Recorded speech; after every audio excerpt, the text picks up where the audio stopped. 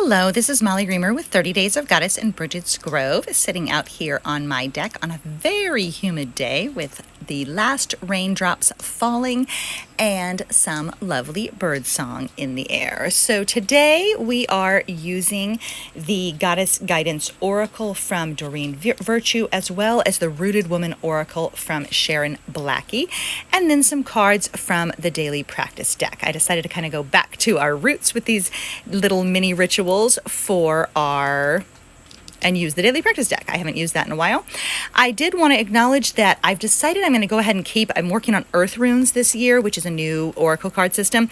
And I've been doing little mini videos for my Goddess Magic patrons about those. And I'm going to go ahead and keep sticking with the little mini videos on Patreon for the month of September instead of incorporating them into these weekly rituals. I may or may not go back to exploring them in the weekly rituals, but I feel like these are getting a little bit too long and I have too many components to put into them, and so I'm splitting it back out. One of the wonderful and powerful things about a cauldron month for me is it helps to clarify sometimes the things that I'm doing that actually aren't working for me or that have stopped making sense, and to see what other options there are for me instead of sticking kind of doggedly to what I have always done or what I should be doing. So along those same lines, I'm actually thinking about totally reworking how I do these weekly videos in the new year too, and perhaps making them not always use oracle cards, having different themes, etc., etc. So stay tuned for some changes afoot in the next year to how I do these weekly videos. I'll still do one, but I think I'm going to change the shape of it a little bit, and maybe also sometimes have my face in it instead of just looking at the cards. So, because I know that can get a little tiresome to just have to look at cards. But anyway, I guess it could get tiresome to just look at my face too, but here we go. So anyway, that was a little housekeeping side note. We're going to go ahead and start with the Dana card from I always want to say Dana, but according to this book, it says Dana, and so that's connected to Danu, who's the goddess we are honoring this month. She's the same card as the cover image for Doreen Virtue's deck. Please see some of my other videos for my disclaimer about continuing to use this deck, because I do have some disclaimers about that. But if I keep going into it, the video becomes totally long. So anyway, the card for today is the Dana card, the High Priestess, or the Danu card from this deck. The message being, you have divine knowledge that can help others through spiritual teaching. So I think this card invites us to consider, what do you know that you might share with others? What do you know that you might share with others? Sometimes the things that seem most clear and most familiar to us are things that are actually very helpful to other people. Sometimes things that I think sometimes we can feel like, if people ask us to do things for them that maybe are inconvenient or are too hard or are an imposition, that we can develop resentment, or we can feel like that's a struggle, or trying to balance that. And sometimes we forget that sometimes our greatest joys and our greatest gifts are also things that people really appreciate from us, and that helping others doesn't have to be a struggle. It can actually be an ease and a joy and a delight and something that just flows from you. It doesn't have to be something that someone is taking from you, so to speak. So that's what this card reminds me of. I will check in with a little book to see what she has to say about it, but that's what I think of when I see this card. So according to the book, your wisdom extends far back into the far reaches of ancient times. You have brought this knowledge forward to be a way shower so others may benefit from your experiences. Don't delay in expressing your wisdom. Don't delay in expressing your wisdom, whether it's through teaching, writing, speaking, etc. You can touch many lives.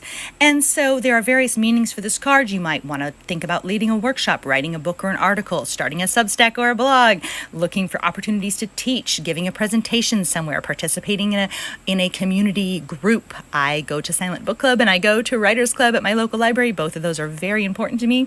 That might be an opportunity to share with others, be a role model for peace, honor your divinity, and know that you are a leader.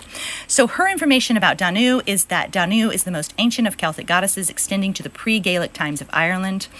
And considered to be the creator or mother goddess. If you watch the video I linked to in the Goddess Guidance Club video from Morgan Daimler, you will see from her research that there's actually very little information about Danu in general, and a lot of the information about her as a mother goddess or the mother of the people is kind of a modern interpretation of some scanty research or scantily available historical documents. I come from the perspective that as Starhawk says, like, the truth of our spiritual experience is valid whether it is 30,000 years old or 30 minutes old. And so I respect the type of tradition that emerges from both lived experience and from old wisdom or ancient teachings. And so I think there's a lot we can learn from the representation of Danu as a creator goddess, creatrix, or mother goddess, even if there's not a lot of historical evidence like backing that up, but we can still tap into a felt sense of truth and wisdom there. So I did want to acknowledge that the information on her is for as many people as who mention Danu in the world today, there's relatively few pieces of evidence or description of her in ancient times. There's a little tiny bit. There's enough to give us some clues, but there's not that much to actually sum up what she was all about. So we have to rely on modern experiences and interpretations to help expand our capacity to connect. And so then anyway, she also says, Danu is extremely powerful and magical. She can help you with manifestation, alchemy, and divine magic. She can also introduce you to the elemental kingdom. And so then we're going to go ahead and pop on over to our Rooted Woman Oracle. This one, 2 cards popped out together. Since this deck is relatively new to me, they go in order, and they may have just been stuck together, and that's why they popped out together, or they may have been meant to go together. And so I'm going to use both of them. I almost put one back, and then I decided to keep them. The one I almost put back was the Temptation card, and because this is the one I saw first, so I felt like the Temptation card was the extra card.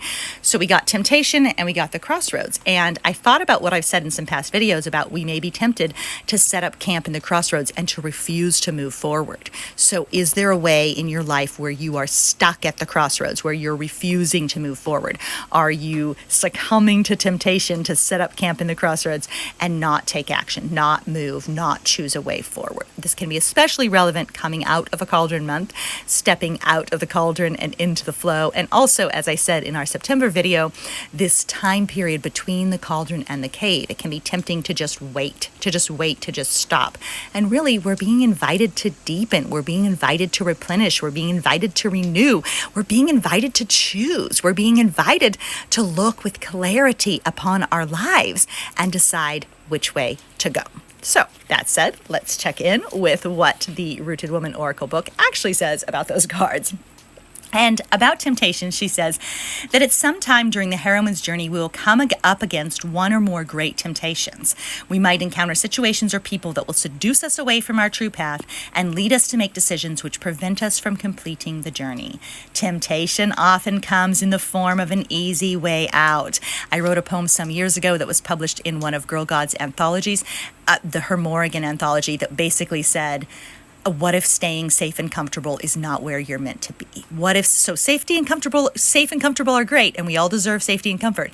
But what if staying safe and comfortable is not where we're meant to be? Maybe that's a temptation to take the easy way out. So I also, as far as Danu goes and stepping into the flow, I also encourage us to welcome in ease and to invite ease in. But sometimes it can be tempting to stay there. And really, we also need to reach, stretch, and grow.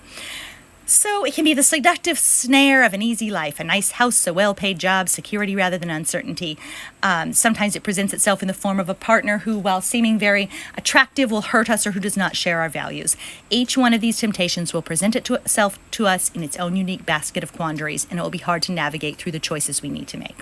Sometimes we don't even realize we're being tempted. Sometimes it seems as if we have no choices about the way forward. But we always have choices. This card reminds us to stop, to consider those choices and their consequences when temptation arrives along the way.